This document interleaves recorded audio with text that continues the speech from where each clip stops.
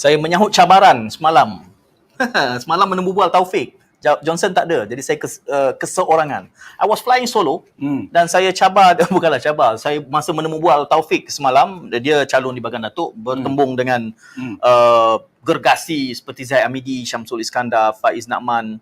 Dan menariknya semalam, Taufik kata, mengapa tidak calon Perdana Menteri ini daripada bebas? Kenapa kita hanya perlu memilih daripada jalur-jalur blok kuasa yang ada? Saya kata, okey, sediakan muffler Taufik as Prime Minister, saya akan pakai. Dia hantar ini. Ini daripada Taufik Ismail. Wow. Apa tulisnya ni? Johnson, dia tulis rakyat versus rasuah. Itu dia punya tagline lah. Saya cabar dia dan dia bagi saya janji pakai, walaupun bukan Taufik sebagai Perdana Menteri, tapi saya pakai jugalah, menghormati cabaran saya kepada Taufik semalam. Okey, kita meraihkan semangat rakyat Malaysia menghampiri jam-jam terakhir. Saya Syed dan I am Johnson. Kita jumpa lagi pada hari ini di dalam Malaysia 360 dan ini adalah Malaysia di Persimpangan. Kita ada lagi calon, kita simpan dulu. Calon yang bersama kami di studio pada waktu ini. Walaupun sudah diwar-warkan tentang penampilan beliau, tetapi Johnson sedang membedek-bedek. News of the day, Johnson. Yes. Well, it's not really news. Saya rasa ini mungkin cadangan salah seorang lah. Dia cakap, title on Malaysia kini, lepas menang pilihan raya, kami cari Azam Baki. I think that's a good idea, and maybe we should write an email to Gabriel, Cynthia Gabriel, C4, and I will talk to Datuk Husam and see whether Rasuah Busters want to join this convoy. But what's the background? Kenapa Rafizi mengeluarkan kenyataan ini? Do you have an idea? I think it was because of the raid, invoke di serbu. Apa nak sebut istilah? Serbu lah serbuan, betul lah. Atas sebab beberapa kenyataan yang dikeluarkannya dan berkait tentang beberapa laporan polis selepas Rafizi sendiri secara peribadi menyebut tentang kes-kes salah guna kuasa pada hari-hari terakhir sebelum pembubaran, sebelum penamaan. Jadi tindak balas daripada pihak SPR adalah dengan menyebu. Memang ada peruntukannya. Cuma persoalannya mengapa 2 kali dan mengapa tempoh beberapa hari ini, kan? Dan kenapa dia saja? Kenapa Imbuk saja yang dikenakan tindakan sebegitu? Jadi respon balas. This looks like selective persecution lah. Mungkin. Jadi kita harapkan, saya tak tahu sama ada kes sebegini dan juga banjir yang sedang berlangsung, adakah ini akan ada weightage, ada pemberatnya kepada keputusan pengundi? When it comes to voting, adakah kemarahan-kemarahan ini akan tak ada? Kalau if the voters read, maybe lah. Are they reading? Maybe they don't read Malaysia kini. Who knows? Tetapi tidak hanya keluar di Malaysia kini, ada beberapa. Banjir misalnya. Do you think those affected by flood? I think banjir definitely. Who are they angry towards? The state government? Kalau di Selangor, isunya begitu. Kan? Sebab ada sebelum ini why the state government? It should be angry with federal government and especially the UMNO BN government because they force the Prime Minister to advise the King to dissolve Parliament at this ill-timed moment. Cuma penduduk Taman Seri Muda 2 hari lepas mengeluarkan petition kepada Menteri Besar Selangor mendakwa kelewatan tindak balas pegawai yang memegang kunci air. That is a specific context. That's a different thing. If the state authorities have not been doing their work, then of course they would be the target of the people's anger. But generally, in terms of voters in Malaysia, and I'm sure it's not only Shah Alam, it's all over the country, especially in the north. We are having such difficult time with rain and floods, and yet on Saturday we have to go vote. I hope there's a sunny day on Saturday. No, obviously meteorologis telah mengatakan kemungkinan ribut petir di Kelantan, Terengganu dari pagi, Selangor dan KL menjelang tengah hari ke petang. Itu laporan yang sudah dikeluarkan. Well, I hope SPR will extend the voting time then. Otherwise, it's very unfair. Bayangkan, bayangkan kalau ada pusat pengundian yang ditenggelami oleh banjir kilat. Apa keputusan SPR? Menangguhkan keesokan, menangguhkan kemudian? Itu persoalan. Have to be prepared lah. Jadi itu perkara-perkara yang... soalan saya tadi berputik daripada kalau berlaku insiden sebegini, kemarahan pengundi akan ditumpahkan kepada siapa? who will do. Itu kena tengok kebijaksanaan pengundi lah. Ya, kerana lokasi yang kita calon yang hadir pada hari ini prone untuk berlaku banjir dan selalu, dan kita bersama tetamu kita berada di studio. Waktunya Johnson, boleh saya perkenalkan Datin Paduka Cik ASMAH Ibrahim, calon yang bertanding di Sepang P113. P113, calon nombor 2. Tengok tu, peace y'all. Ya, Victory. Okay, victory. Peace. Awal-awal sudah victory. InsyaAllah. Steady, insyaAllah. Terima kasih hadir Datin Paduka. Ini tempat yang prone. Kita tahu lokasi yang hangat kerana di situ juga adalah Menteri Wanita Pembangunan Masyarakat Rina Harun bertanding di situ. Another hot seat. Mungkin saya nak tanya dulu atau saya tanya No, dulu? go ahead. Kenapa? Okay, saya tahu Datin Paduka orang asal. Bukan orang asal situ, bukan orang asal. Penduduk Myanmar berapa tahun dah? 20 tahun. 22 tahun saya tinggal di Sepang Okay. dan akan terus tinggal di Sepang lah, Okay. insyaAllah. Dah menjadi kampung dan yalah, anak cucu pun balik di situ lah. Okay. Jadi kita faham naturally itu pilihannya. Cuma di sini juga saya tengok konsentrasi calon wanita ramai. Ya. Seperti mana Ampang ramai, TV di sini pun ramai. Ada sebab tertentu calon wanita tertarik dengan Sepang ataupun kenapa Rina ke situ agaknya? Rina tak nak datang ke studio kami. Itu kena tanya dia. Saya tak boleh put words into her mouth. Tapi saya memilih Sepang kerana saya memang tinggal di Sepang. Okay. So I feel comfortable lah to contest in the area that saya tinggal. Dan saya tahu area ni quite well. Saya pernah serve sebagai pengarah Jabatan Alam Sekitar Selangor for 7 years. Yes. Jabatan Alam Sekitar Selangor. Environment Selangor for 7 Oh, years. I'm an MNS Selangor member. I'll talk to you afterwards. Okay. But I have retired. As a mantan. Consultant. There you go. Yeah, so I know the issues in Selangor quite well. I know the issues in Sepang quite well. Kiranya constituent in Selangor ni quite well versed. But because I stay in Sepang, so I choose to contest in Sepang. Okay. So I don't know why Rina wanted to be here. Tapi dengarnya dia kata sebab mak dia lahir di Sepang. Okay. Tapi bukan mak dia yang kontes kan.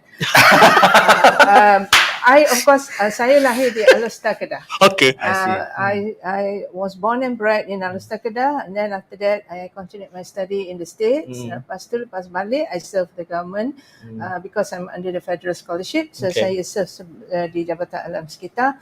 And all the while, I have served in Selangor and wilayah persekutuan lah. Okay. Because I was in HQ for a long time. I was 28 years with Jabatan Alam Sekitar.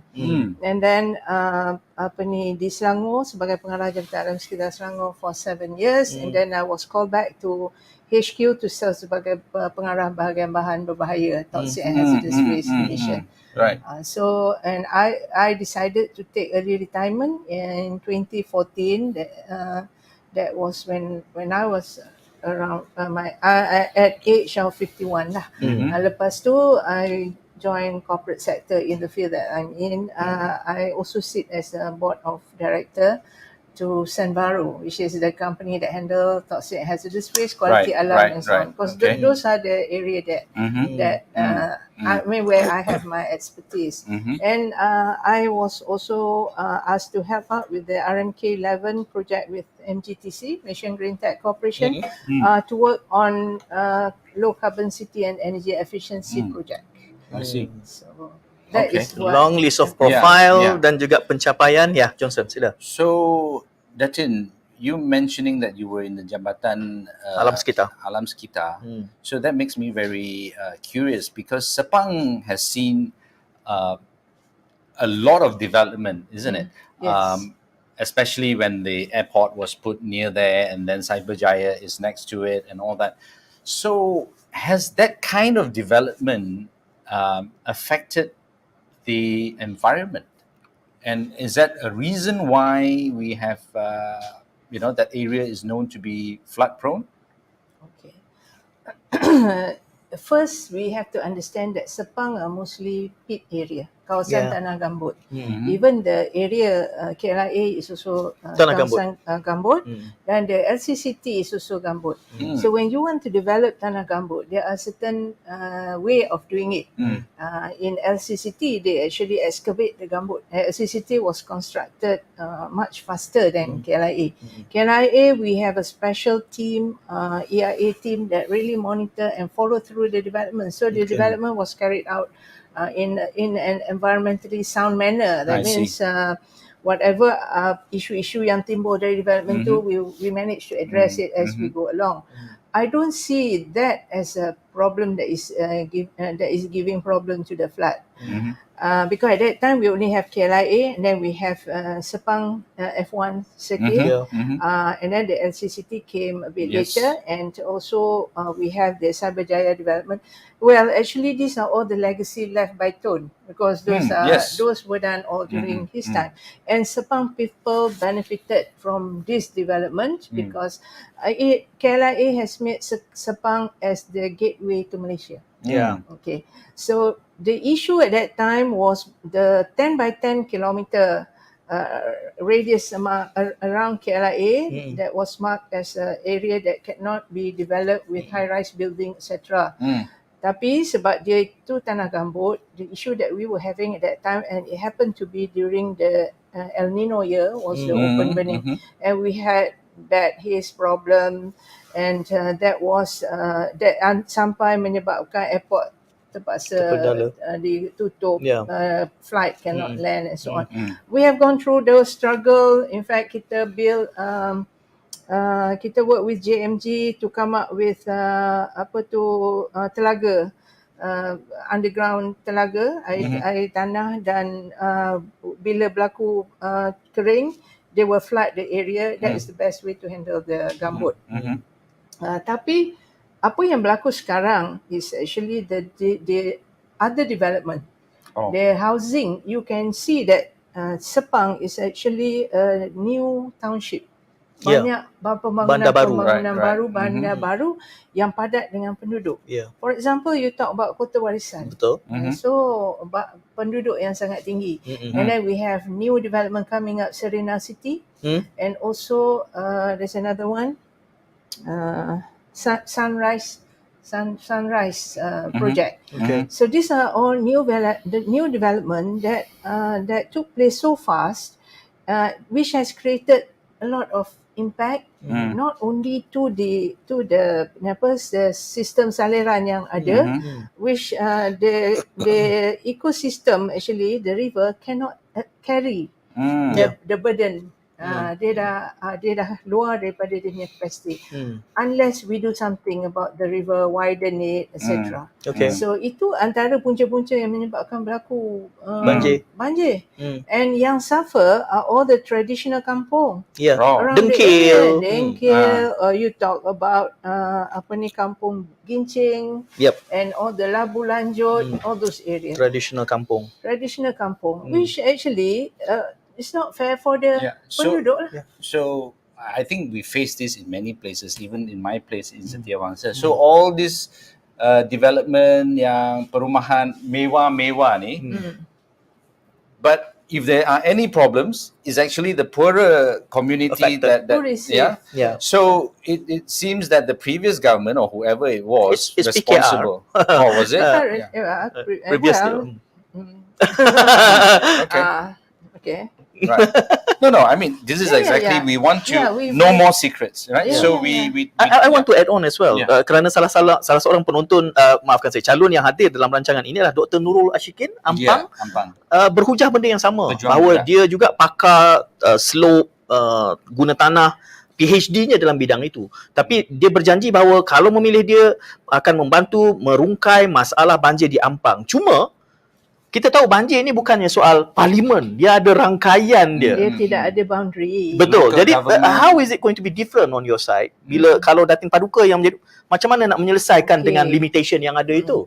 Kerana bukan hanya soal parlimen tetapi sekelilingnya. Right. That's why. Sebab itu saya tengok, because Sepang is a new development area, so kita masih boleh shape the development to be more sustainable.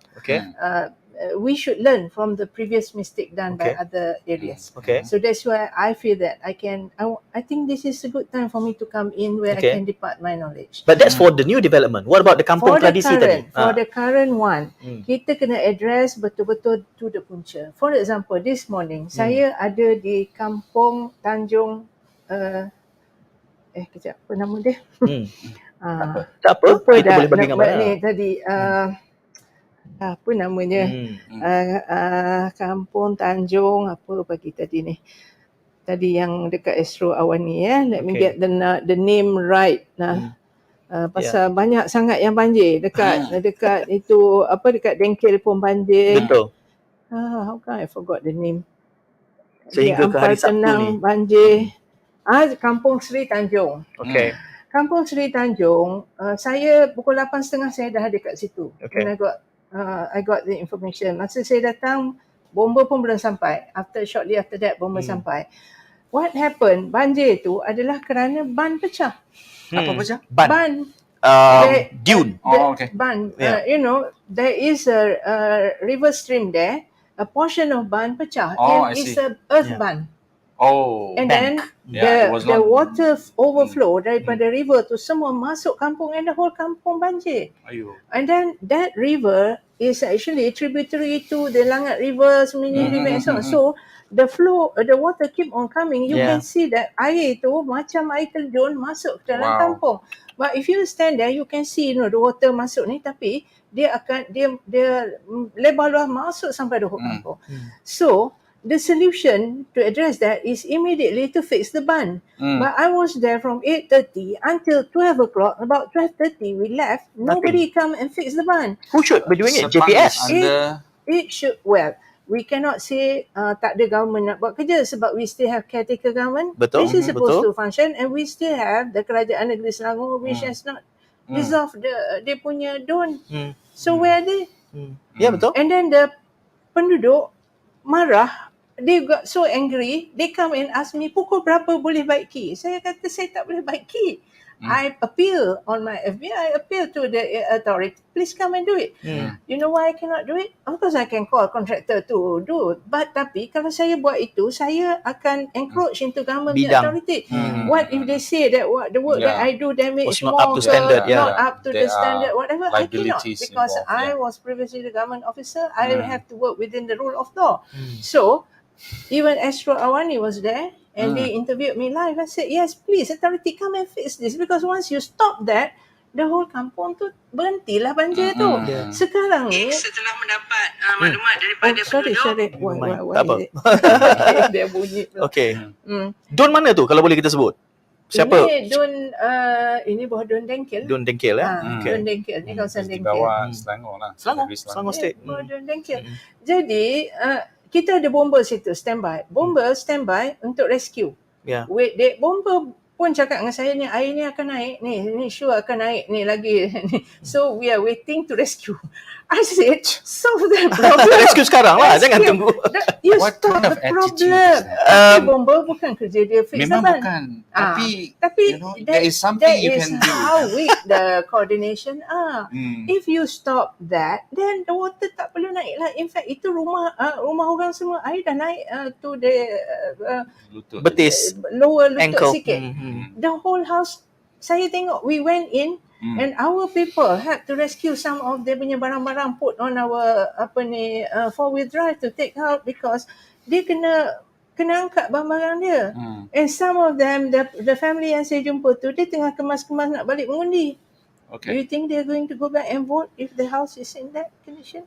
So, Datin, it's obvious that you care a lot about the common people. Yeah, I want to ask you this question. You were a government servant before. I don't think you were in politics when you were in government servant. Oh, she can't. But now you chose to be in politics. Why did you join Pejuang? Okay. Join Pejuang or join politics? Join Pejuang. Okay, first I joined politics. If you look at my CV, I'm not a thoroughbred politician. I'm not professional politician for that matter. I only feel duty bound to join politics when I see the condition in the country is so haywire. I feel that I have some experience, some knowledge that I can impart and I can contribute to make our country a better place. Next question, why do I join Pejuang? Okay, Pejuang is a race-based party, but we are not racist. Okay, because when we want to, you know that Malaysians are still voting based on race. Yes. That's why we cannot put candidate, for example, in Bukit Bintang, okay? Because people are still voting based on race, and you also cannot put. But if I join Pejuang, I can run in Bukit Bintang for you. If and only if you're not. Tapi we are race based. Why? Because I want to help the Malays that I feel yang selalu terpinggir. You know, they have been, and if you look at the statistic, out of almost 22 million voters, kita ada about almost 12 million Malay voters, and we have 5 million plus Chinese and 1 point something Indian. So these Malay voters, you don't approach them, you don't work with them, forever they're going to believe the UMNO people. Okay. We have to provide alternative to them. We have to tell them that we also have capable Malays who are not corrupt and who can run this country better. And But Datin, we have Bersatu, PAS, also Malay. Why don't you join UMNO? those two? they're not clean, I feel. PAS also? PAS is PAS regarded as paling tak ada suci. tak ada case langsung. Well, Maybe they can PAS tidak claim. approach Datin agaknya. They can claim so, but I've seen that they also have they don't have good track record either. Okay. Yeah. Alright, that's a and fair I don't also like people who actually misuse of religion Okay. to Okay. dia dalil tu Okay. dalil ni kan. Let's move into pragmatic politics ya. Okay. Kerana incumbent 18,000 majority Yeah. dan PKR dan No, Aisyah Amanah. is it Amanah? Oh, okay. Amanah. Tapi Amanah. dengan pengundi baru ada 50,000. And Saya lihat additional. di Sepang additional. Yeah. 50,000. Sedangkan We have about 60 plus. There you go. 167,000 voters. 50,000 So how first do you time. plan to win over the young voters and the automatic voters? Well, you see, first Sepang besar. Okay. We have 51 PDM, Pusat Daerah Mengundi. Yes. And it started from one end there near Putrajaya border where I stay, right all the way to Tanjung Sepat, bordering to Morit, and then PD and so on. That is impossible to touch everybody. Yes. Tapi what we did is that we make sure that we go to every PDM, 51 PDM tu, kita turun. If you follow my FB, I've been going down every day since the campaigning day, and kita mark kita punya yang mana we have covered. So up to date, we have covered almost all PDM. Okay.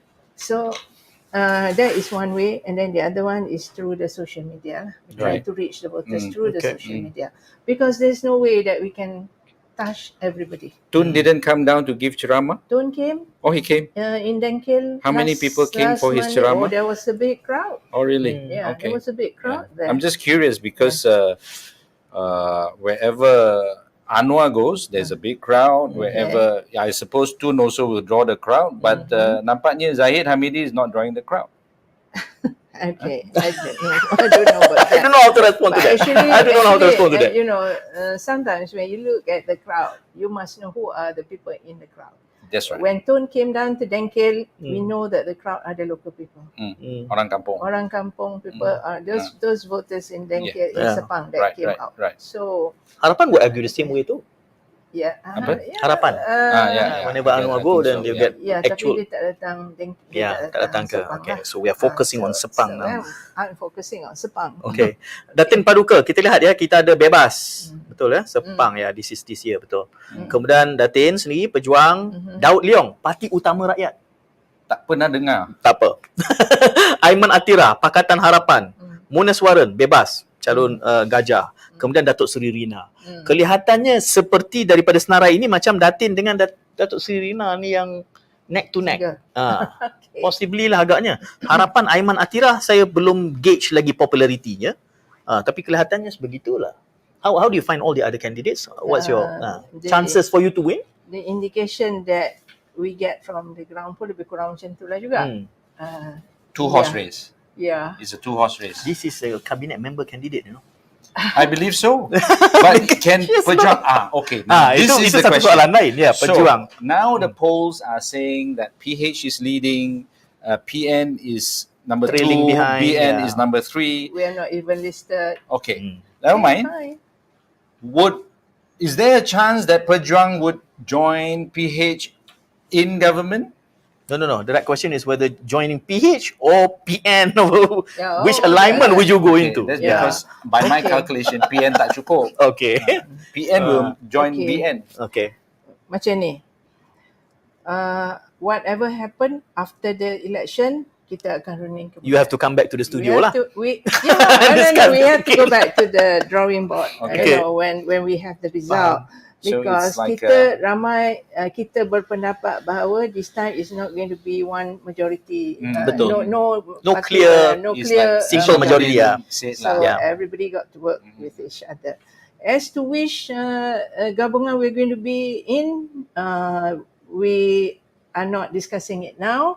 Cuma kita very clear that we are not going to join the kleptocrat and the cluster mahkamah. So it's a big UMNO no-no lah. for BN. No to UMNO lah. Not BN lah. Very BN clear. lah. Okay. No BN. That one very clear. Because from day one, when Sheraton happened, Tun dah make clear, I'm not willing to work with the kleptocrat. That's why he pull out. Betul. When Tan Sri Muhyiddin said he can, so he go ahead. But Tun said he So cannot. if that's the case, logically, you shouldn't work with PN either because they are willing to work with the With PN. kleptocrat. Exactly. So you are left with only PH. Never mind. Okay. So there are rumors, right? They So, might be but what is very interesting, Uh-huh. I finally watched the episode with Isham Rais this morning. Alright. Dia cadangkan kita adakan Kerajaan unity government, kerajaan perpaduan. campuran.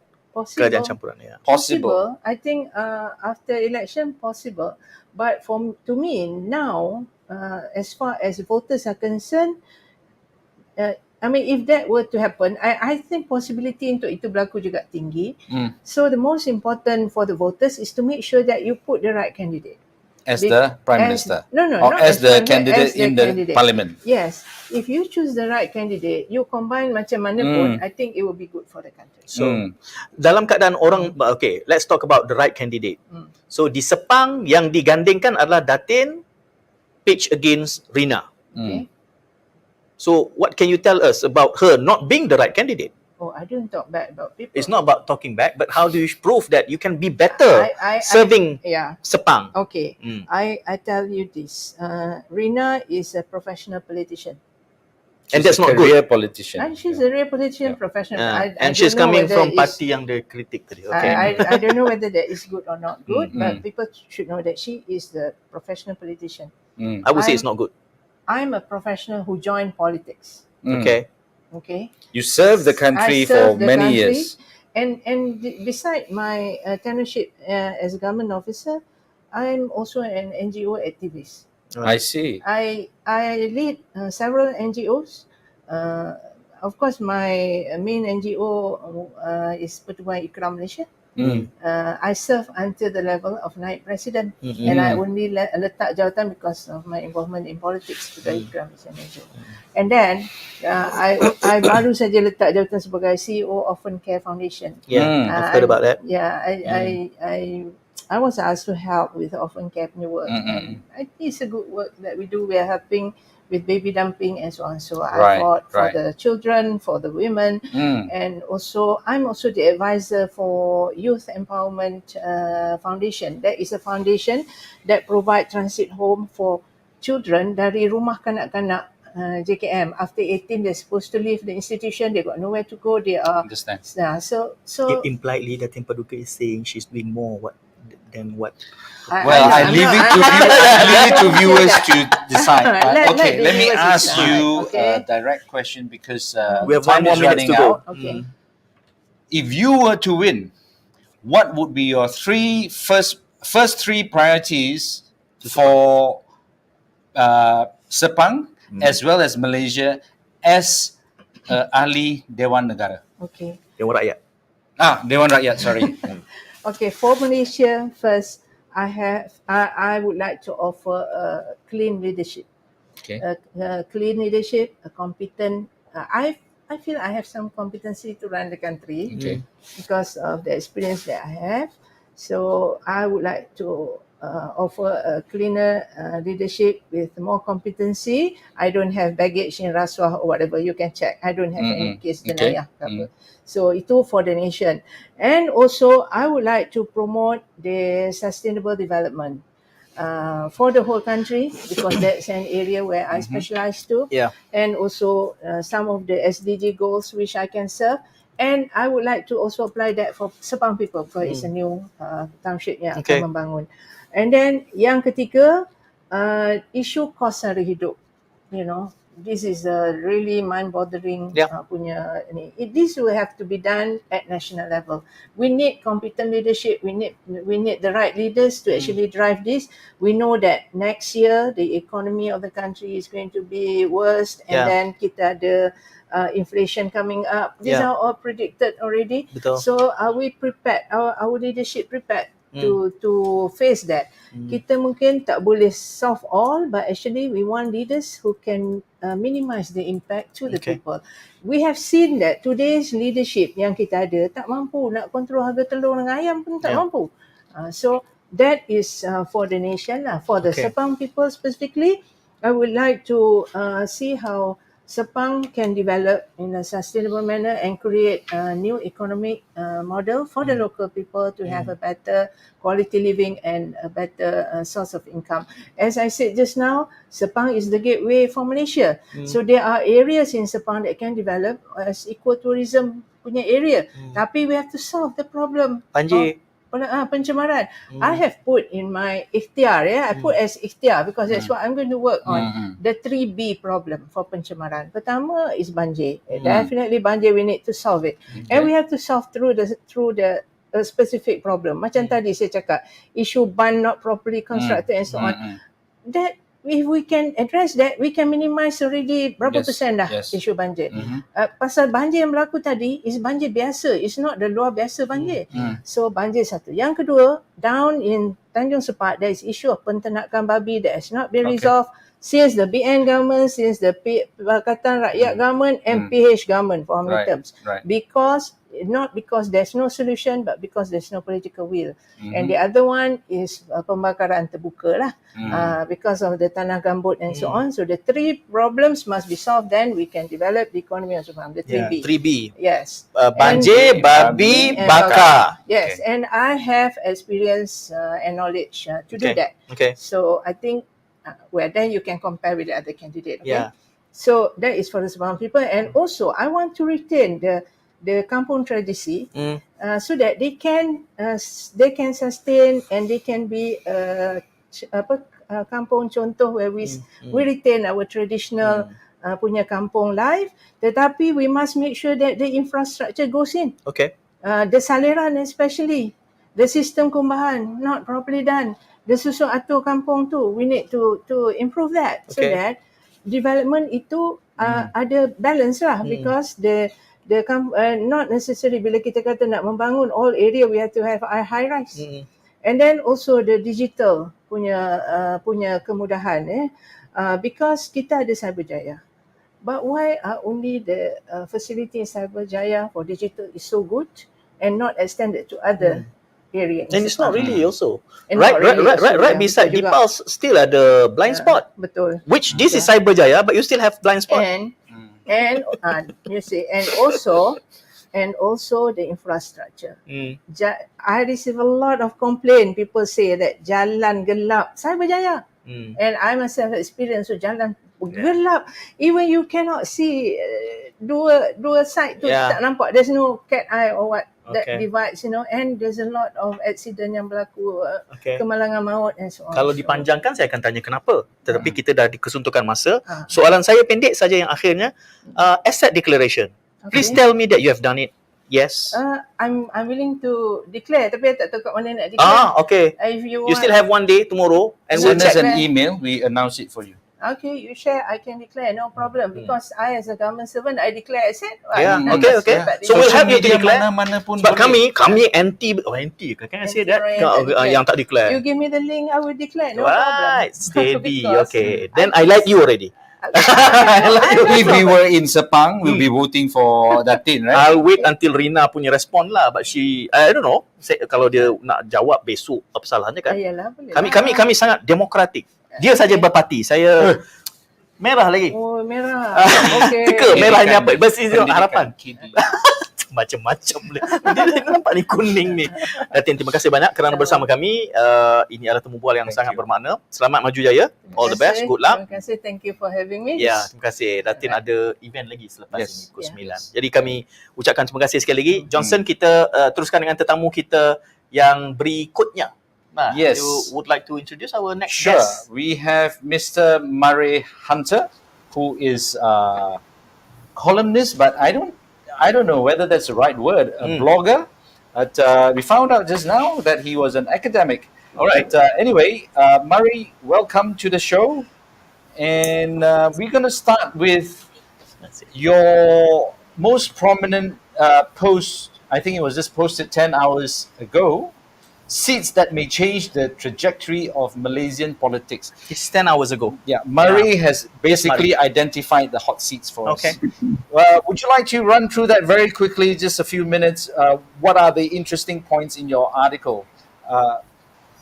Straimi. Okay, greetings, Johnson, and greetings, Syed, and thanks for inviting me here. And I actually had to remember that post because I did another one since, which just came out on My Sing Chu, about what the three coalitions would look like in government, just as a hypothesis of if Pakistan won, what would they be like? If BM won again, what they would be like? If PM won, what they would be like? What I wanted to do before the election was to actually do an article on every state.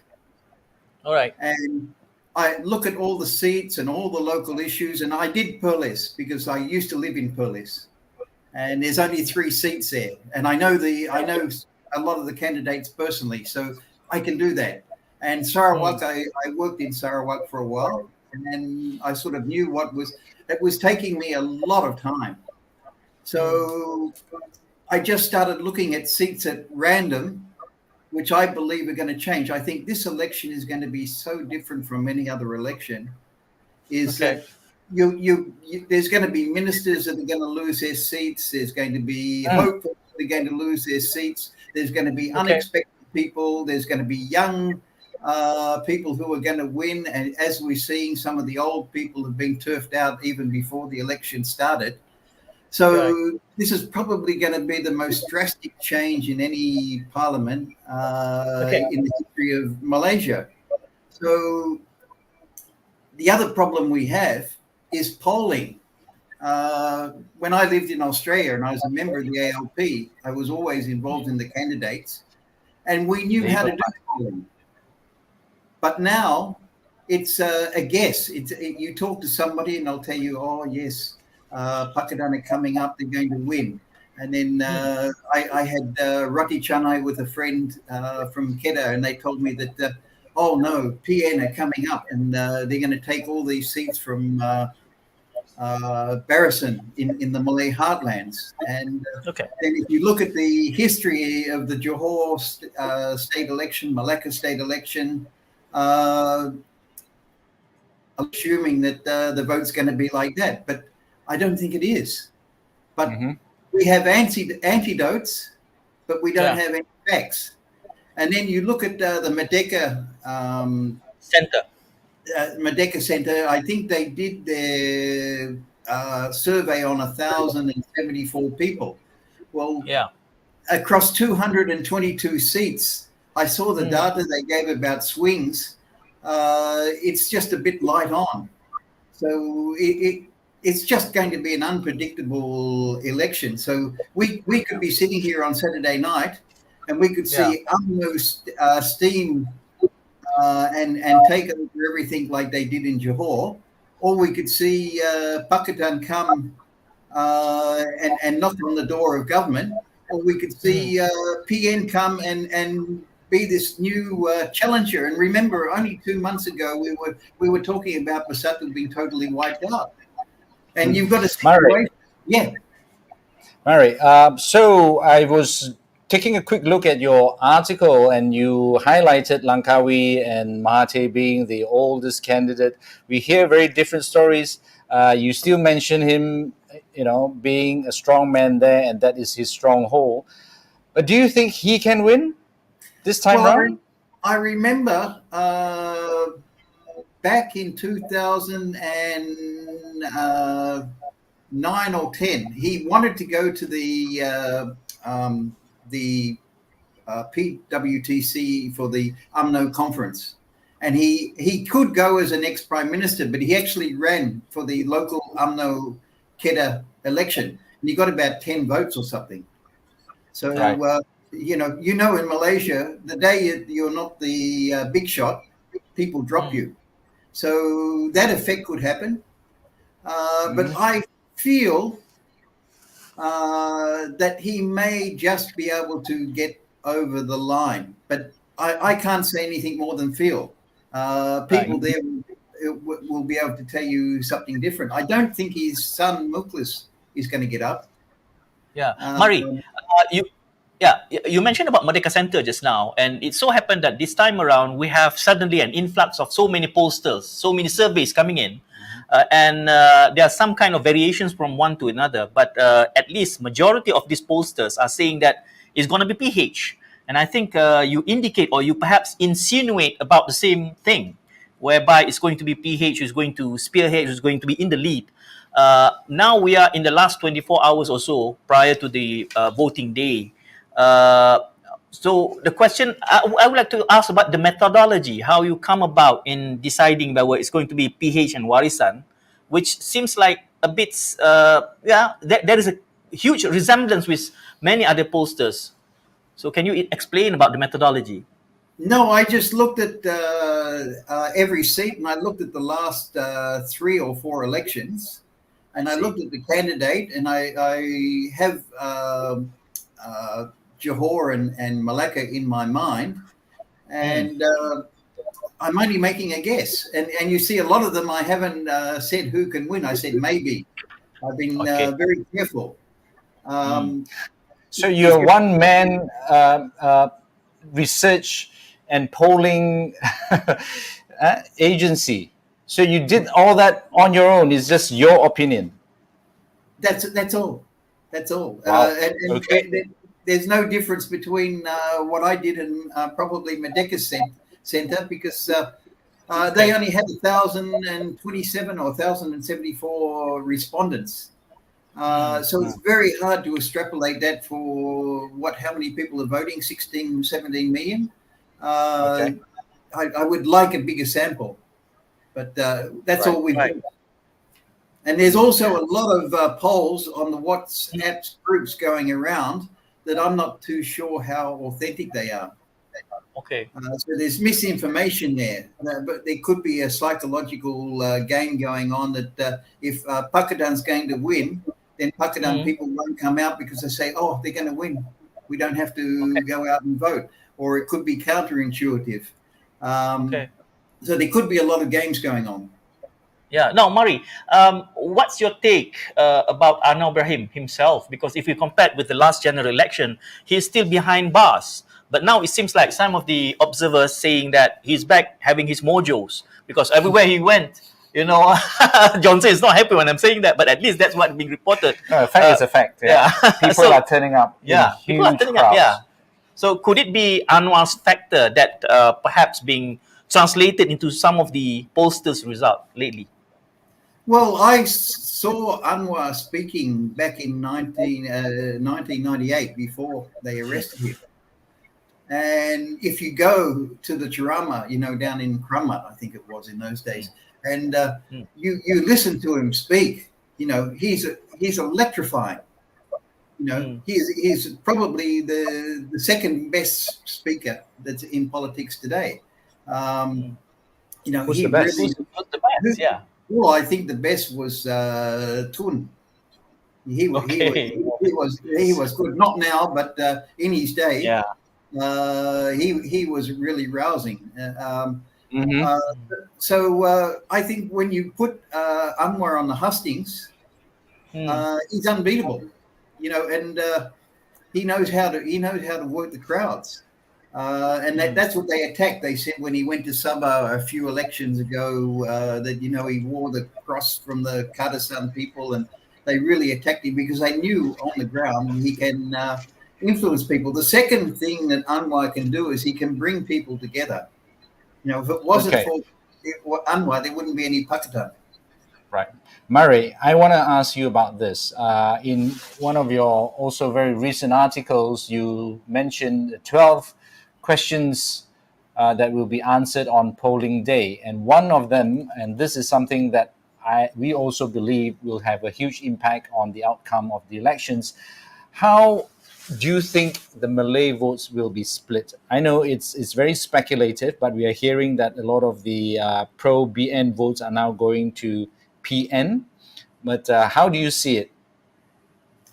Well, UMNO and PAS had everything to themselves for years. And you voted for UMNO because you were indebted. They were the people that you were told that they fought for Merdeka. They gave the scholarship to your children. They brought the water and the electricity to your house. So in gratitude, you vote for them. And there was no opposition. Nobody could challenge. But then we had one NDB. We had a lot of issues of corruption. Now PN can go and say, yes, we're Malayu. We can look after your interests, and we don't have the baggage that UMNO has. And I don't know. We'll find out on Saturday how much the Malay electorate is listening. Right. Murray, we've got another guest coming, but before she joins us, can I just ask you one last question? Yeah, sure. Actually, this was the first time I noticed you. I received a message on WhatsApp, and it was a viral message, a viral article of yours. It says, Malays are second-class citizens in their own country. Would you like to relate that back to what you just said about how the votes will be split? Or I mean, by all means, go deeper into this article. How does it relate to this election? Would the Malays, be aware that they are, in a way, so-called second-class citizens? Well, it depends on who you are. I lived in Basri, Perlis, for 15 years. I didn't live in the town. I lived in the kampong. Okay. And I saw houses that didn't have any furniture, didn't have any floor, mud floor. And, then you would have all the local politicians strutting around, and on TV you'd see the crisp being waved. And these people would ask, we're Malays and we have all these privileges, but we don't get any scholarships. I don't have enough money to buy milk for my children. Okay. So this is a whole group that have been disenfranchised. That are around the country. Can we attribute that to the failure of the Malay leaders?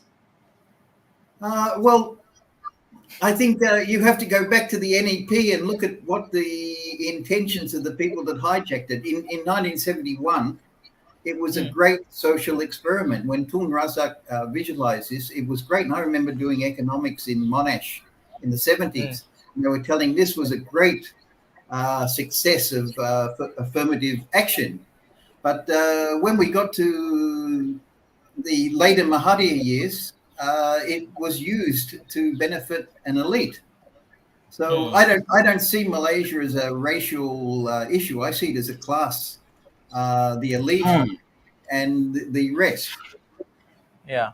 It has been said that Malaysia has perhaps maybe one of the best paperwork and policy in place, but when it comes to implementation and execution, it's delirious. That's what has been said in many fronts, especially in the international forums. Nevertheless, so we have another 24 more hours to go. Will there be any surprise, Murray? Who knows? From dirty tricks, all sorts of things are going to happen. I got a phone call a couple of hours ago that UMNO are floating to a strategy called the ABBA strategy. Wow. ABBA. ABBA. Yeah, anyone but Anwar. So I see. Yeah. So I suppose perhaps maybe the old videos will come out in the last 24 hours. Oh, there's going to be a lot of desperation. A lot of things are going to happen. It's going to be crazy, the last 24 hours. Always like that. Always like that. Anybody but Anwar. ABA. ABBA. Abba, ada Abu, ada Abba. Okay. Anyone but Anwar. All right. So maybe we can thank Murray for joining us today. Well, I hope to catch you in You're going to be seeing him in Hat Yai, in Hat Yai. during Chinese New Year. So he has all the pre-planned everything. So we have a... but by then we already have new government. Oh yeah, I'm sure. Hopefully we are not in jail. Okay, Murray, thank you for joining us. Thanks very much. Nice to see you. See you. Bye. Menarik kerana dia membuat inisiatif peribadi sendiri. Dia kumpulkan beberapa kajian. Very hard working. Oh, exactly. No, he analysed 222 seats and the candidates. I mean, that's a lot of work. Ya, betul. Dan tadi pun dia sebut, dia kata dia berada di bursary, duduk di kampung 15 tahun. Kerana itu dia menulis artikel bahawa rakyat Melayu di Malaysia ini second class citizen berdasarkan pemerhatian dia sendiri. Itu satu saya rasa takut. Takut dengan? I wasn't sure whether I should raise that because Why? I'm here. I know you're here. Don't worry. But you know how the authorities would try and twist and turn and say it's seditious. Malaysia sudah maju. Don't worry. I'm here to protect you. So. Malaysia sudah maju. Inilah tujuan kita mengadakan Malaysia di Persimpangan. Sebab saya antara kritik So do you agree with Murray that Malays, or at least some Malays, are second-class citizens in their own country? Saya bahkan menyatakan Malaysia satu-satunya negara di dunia yang mana penduduk majoritinya bersikap dan berfikir seperti minoriti. Can you imagine in the last 65 years or so, the whole country is being led by Malay leaders. But why are the Malays the ones struggling, hak kita, hak kita, hak kita? It doesn't make sense, you know. I know. I've been struggling with that all my life. It doesn't make sense. Itu tak sepatutnya berlaku. Bayangkan mana ada negara lain di dunia yang mana penduduk etnik majoritinya 65% terkial-kial, berikan hak kami, beri hak kami. Yang di atas tu dari istana sampai pejabat pion Melayu semua. Yeah. So, kenapa Melayu yang terkial-kial ni? There must be something wrong. Systemic. Bukannya soal orang, tetapi sistem itu has been corrupted. Sehingga kan orang yang berada di situ tak come on, brother. System cannot change on its own. Yeah. People corrupt it, exactly. not the system, right? I agree lah. Cuma so, anyway, we've got a guest waiting to come on. Okay, kalau dia sudah bersedia, kita masih menantikan Nurul Fazilah. Okay, kerana di dalam sedang saya berbual bicara dengan Johnson tadi, kami memanjangkan undangan kepada semua. Dan Nurul Fazilah, calon setiawangsa antara yang respon. Sewaktu kita sedang berbincang tadi, dia mengatakan dia bersedia untuk join perbincangan kita. Dan kita sudah memberikan link untuk dia masuk ke studio, tapi dia masih belum respon kepada kita. Kita berikan sedikit masa supaya dia boleh.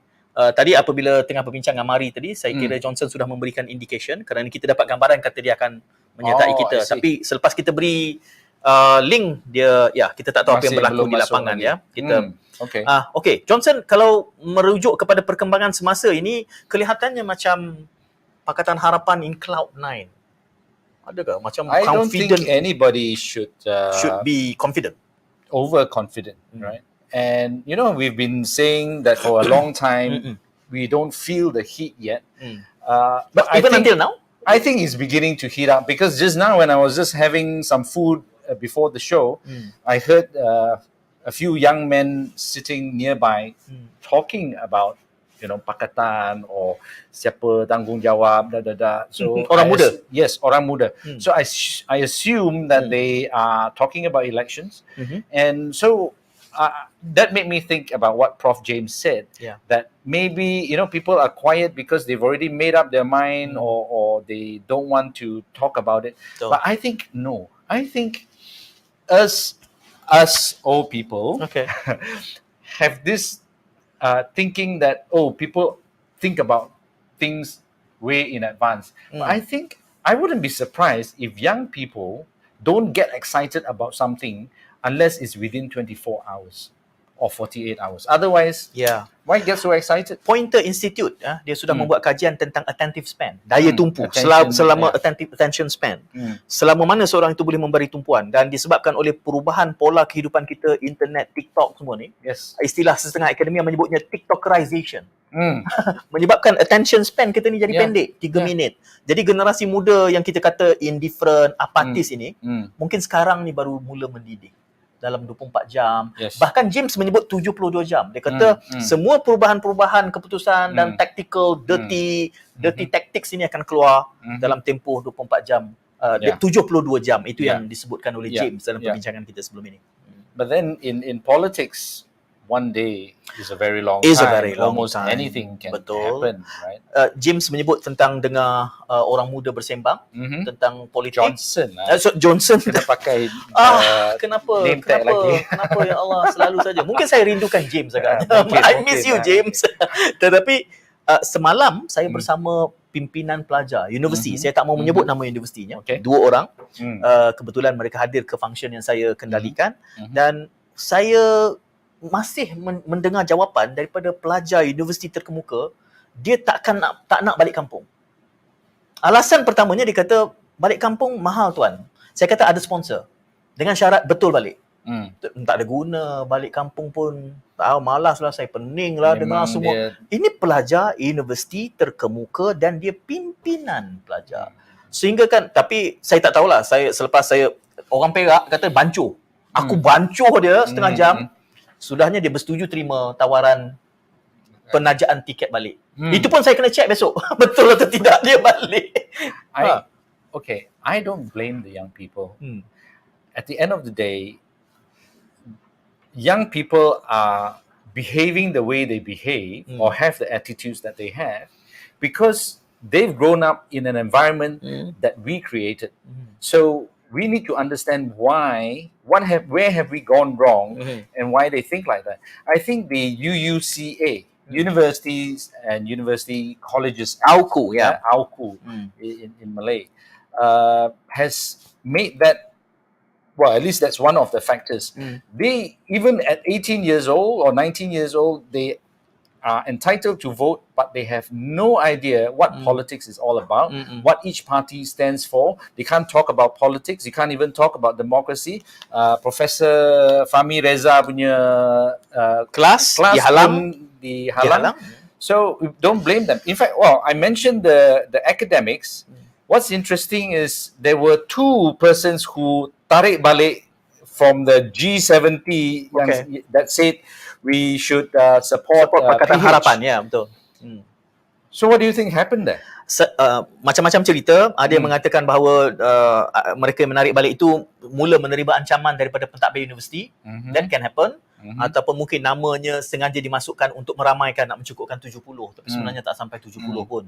Tetapi saya yakin kalaulah kita ada ruang yang benar-benar terbuka dan perbezaan pandangan ini tidak akan diharas, tidak akan ditekan, ramai saja orang akan secara istilahnya bablas, openly kritik.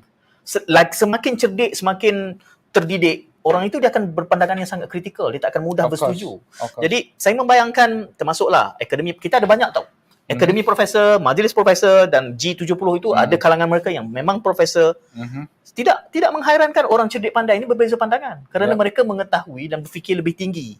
Dan inilah yang Johnson sebutkan tadi bahawa dalam ekosistem pendidikan tinggi awam di negara kita, perbezaan pandangan ini khususnya apabila mengkritik powers that be itu is a big no-no. Inilah Johnson sebut soal AUKU UCCA. AUKU ini ada pihak yang mengatakan kalau kita sebut bahawa mandul, you know what mandul means? Infertile, mandul, kemandulan kepimpinan di Malaysia adalah berakibat daripada AUKU, UCCA. Kerana proses AUKU ini sudah berjalan selama 30-40 tahun. Jadi mereka yang ada dalam parlimen adalah produk AUKU. Dan itulah yang kita dapat hari ini. Partially, I would say partially. I would like to refer to something Tony Phua said. I attended a fundraising dinner, and then he said, do you know why we have stupid ministers?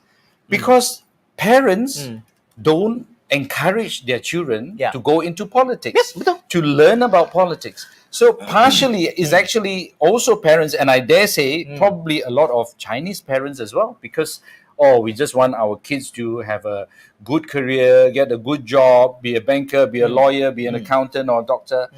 Don't go into politics, you get arrested. Pertamanya soal politik ya. Saya ingin memberikan sedikit definisi. Bukanlah definisi, tapi bila kata jangan sertai politik, dia ada dua perkara. Satu, menjadi politician macam Datin Paduka tadi. Becoming a full-time politician, itu seperkara.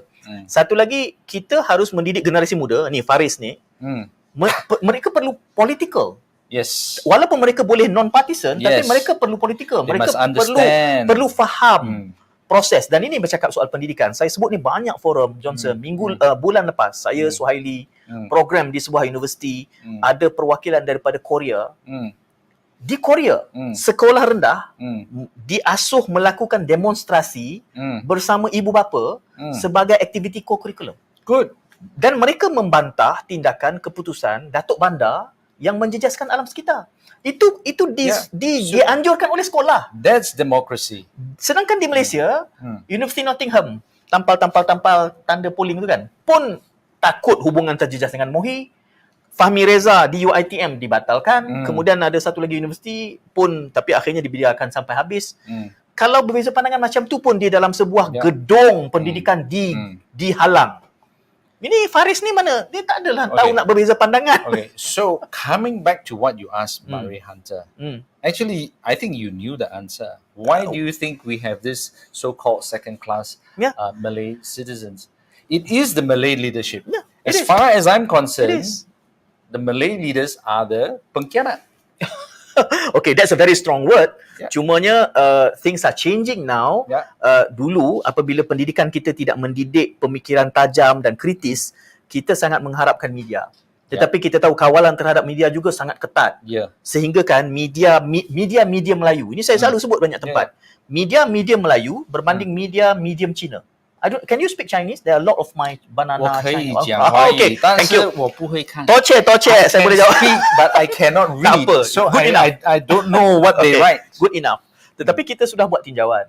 Akhbar Cina, berbahasa Cina untuk masyarakat Cina, kandungannya sangat kritis. Yes. Terhadap kerajaan. Walaupun dimiliki oleh MCA pun. Because KDN, they cannot read Chinese, so they cannot censor it. Tetapi akhbar utama berbahasa Melayu, berbanding harakah dia, kandungan dia spesifik untuk ahli dia. Jadi tak apalah itu propaganda dia. Cuma akhbar yang lain ni, dahulu pemilikannya akan hanya memuji, kerana dimiliki oleh UMNO, Barisan Nasional. Jadi pembaca Melayu selama berpuluh tahun tidak diasuh untuk berfikir kritis terhadap kerajaan yang ada. Maka dia tumpullah sini. Dia tak nampaklah tak ada parti lain selain daripada Barisan Nasional yang mampu membawa suara Melayu. Itu yang sudah tertanam selama 30 tahun. To undo a 30 years process. Understood.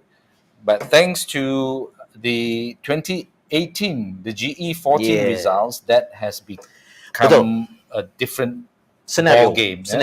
Scenario. Dan pentingnya kerana selepas 2018 sudah tidak ada abang besar. There is no more big brother, no more hegemony. Hegemon sudah tidak ada. Pokemon ada? Nasib baik dia sebut betul. Risau aku kalau dia sebut salah. Sudah pukul 7, Nurul Fazilah tidak menyertai kita, mungkin maghrib agaknya. Tapi itulah, asalnya kami mendapat indikasi dia bersedia, tetapi kita tahu pukul 7 ni waktu yang kritikal untuk persiapan maghrib. Kita ucapkan terima kasih kepada Nurul Fazilah walaupun dia bersedia datang. Maklumannya adalah kami tawarkan kepada semua calon tampil di sini. Cumanya kena bersedia lah. Maybe she can join us tomorrow. Boleh. Kita terus berhubungan nanti. Masih ada masa yang penting, 24 jam yang terakhir ini. Kami, kalau anda masih ada pihak yang boleh dicadangkan siapa yang ingin tampil, yang boleh ditemu bual, syaratnya cuma satu. Jangan tapis soalan. Kan? Kalau tapis kita spontan. Soalan pun tak ada. Betul. Okay, so ini masa-masa yang kritikal. Bawa bertenang, berfikir secara lurus dan buat keputusan. Jam-jam yang berbaki. Masih lagi insyaAllah, kalau panjang umur, kami ikut udara besok. Johnson, any message to our viewers today? Yes, it is the final dash. And I am looking straight into the camera to say this. And I want to talk about love. Right? I want to talk about Pilihan love. raya dan cinta. Why? Wah. If you love your children, vote. If you love your country, vote. If you love your freedom, please vote. That's my message to you. Ya. Memang tidak mengundi itu juga satu pilihan, tetapi tidak memberikan undi ataupun tidak hadir mengundi bererti kita memberi undi kepada pihak yang kita tidak persetujui. It's a free vote to the parties who are against your will. Yes. Kalau dia buat sesuatu, maka anda hilang hak untuk buat bising, komplain. Sebab anda tak turun mengundi. Jadi turun mengundi. Ini masing-masing berbaki. Kita selesai di sini. Besok insyaAllah jumpa lagi pukul 6 petang. Saya Syed. And I'm Johnson. See you tomorrow. Assalamualaikum. Bye.